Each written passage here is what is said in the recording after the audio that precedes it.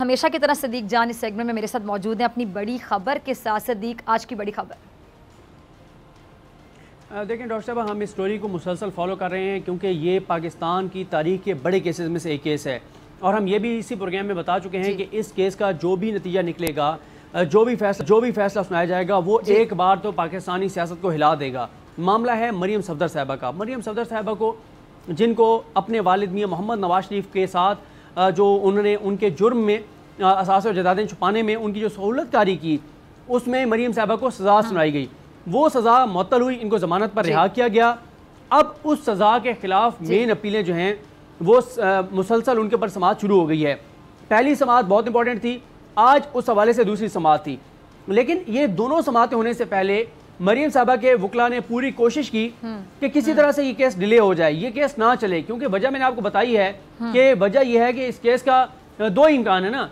एक ये है कि उन्होंने जो अपील की है कि साहब अदालत के जो जज मोहम्मद बशीर साहब हैं उनका फैसला गलत है, मुझे बरी किया जाए। अगर वो इस्लामाबाद कोर्ट से बरी हो जाती हैं फिर ये मामला जाएगा सुप्रीम कोर्ट ऑफ पाकिस्तान में। सुप्रीम कोर्ट ऑफ पाकिस्तान में इस वक्त चीफ जस्टिस पाकिस्तान है जस्टिस गुलजार अहमद साहब।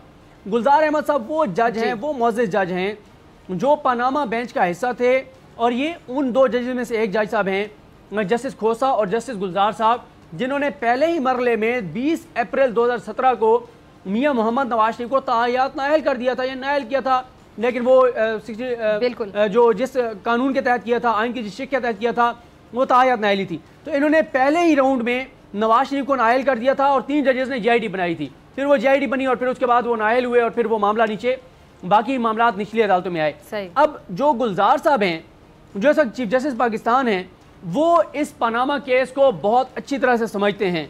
उनको पता है शरीफ खानदान ने कैसे झूठ बोले, उनको पता है कैसे उन्होंने वारदात डाली, उन्होंने पता है कि कैसे इन्होंने जाली डॉक्यूमेंट्स बनाए।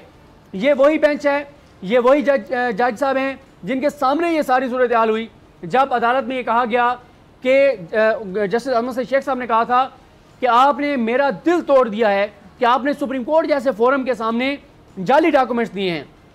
तो ये नहीं चाहता शरीफ खानदान कि इस गुलजार साहब के दौर में इस्लामाबाद कोर्ट से फैसला आए और हमें या नैब को सुप्रीम कोर्ट जाना पड़े, क्योंकि अगर मरियम साहबा बरी हो जाती हैं तो नैब उनकी बरीयत को सुप्रीम कोर्ट में चैलेंज करेगा और सुप्रीम कोर्ट आखिरी फोरम है जो फैसला सुनाएगा वो मुस्तकिल होगा।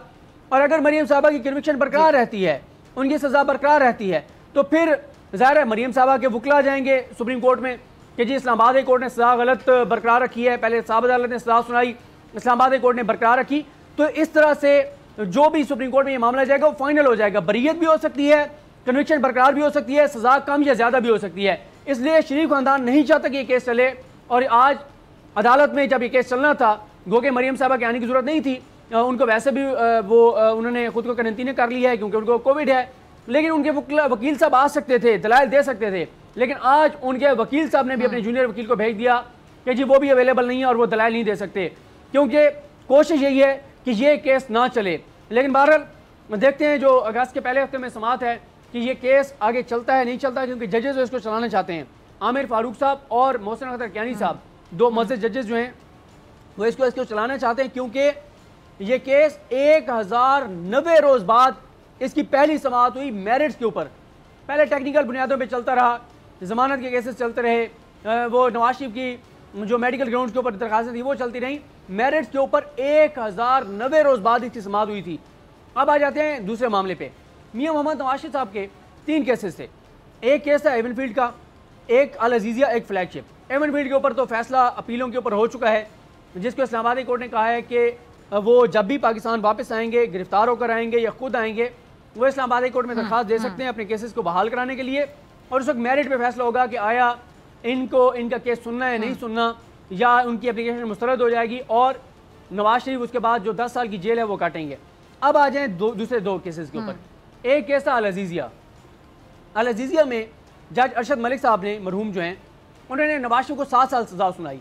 नैब ने उसके खिलाफ किया अपील। नैब ने यह कहा है कि भाई जिस कानून के तहत, नैब के कानून के तहत उनको 10 साल सजा सुनाई गई एवनफील्ड में, यहाँ पे भी वही कवानीन थे, वही जुर्म था, यहाँ पे उनको 7 साल क्यों सुनाई गई है। और दूसरा यह है कि जो जज अरशद मलिक साहब हैं, उन्होंने फैसले में कहीं नहीं लिखा कि मैं इनको कम सजा क्यों सुना रहा हूँ, बल्कि नैब का मौक़िफ़ यह है, सरदार मुजफ्फर अब्बासी और दीगर जो लोग वहाँ पर पेश हो रहे हैं, वो ये कहते हैं कि इनको तो 14 साल सजा होनी चाहिए थी, क्योंकि एक बंदा पहले ही जुर्म कर रहा था, एक जुर्म में पहले उसको सजा हो गई है, अब तो आधी मुजरिम हुआ, उसकी सजा 14 साल की होनी चाहिए थी। तो वो केस भी अदालत ने मुकर्रर कर दिया है 21 सितंबर के लिए। अब वो केस भी जस्टिस आमिर फारूक साहब और जस्टिस मोहसिन अख्तर कैनी साहब 21 सितंबर को सुनेंगे। अब आ जाए तीसरे केस पे। तीसरा केस था फ्लैगशिप, जिसमें नवाज शरीफ साहब को बरी कर दिया गया था अरशद मलिक साहब की जानिब से। नैब ने उनकी बरियत को चैलेंज कर रखा है कि ये उनको गलत बरी किया गया, इसमें भी उनको सजा सुनाई जाए। तो ये केस भी 28 सितंबर के लिए समाअत के लिए मुकर्रर कर दिया गया है। तो अब जो लोग अक्सर पूछते हैं कि कब इनके केसेस फाइनल होंगे, कब मंतकी अंजाम को पहुंचेंगे, अब वो स्टेज आ चुकी है कि इनके केसेस मंतकी अंजाम को पहुंचेंगे। ये कोशिश करेंगे कि केस ना चलें, लेकिन 4 से 6 माह में मुतवक्किल तौर पे मरियम साहबा के केस का फैसला आ सकता है। उसकी रीज़न ये है कि उसके ऊपर 10, 15, 20 समातें भी अगर हों और हफ्ते में 2 समातें हों, तो ये 3 से 6 माह में ये फैसला आ सकता है। या उनकी बर्रियत, उनको बरी कर दिया जाएगा, या उनकी कन्विक्शन को बरकरार रखा जाएगा। जो भी बहरहाल होगा उसका शरीफ खानदान की मुस्तकबिल की सियासत पर बहुत असर होगा, नून लीग की सियासत पर बहुत असर होगा। और ये जो 2 केसेस हैं, इन पर भी बहुत लंबी बहस होनी है।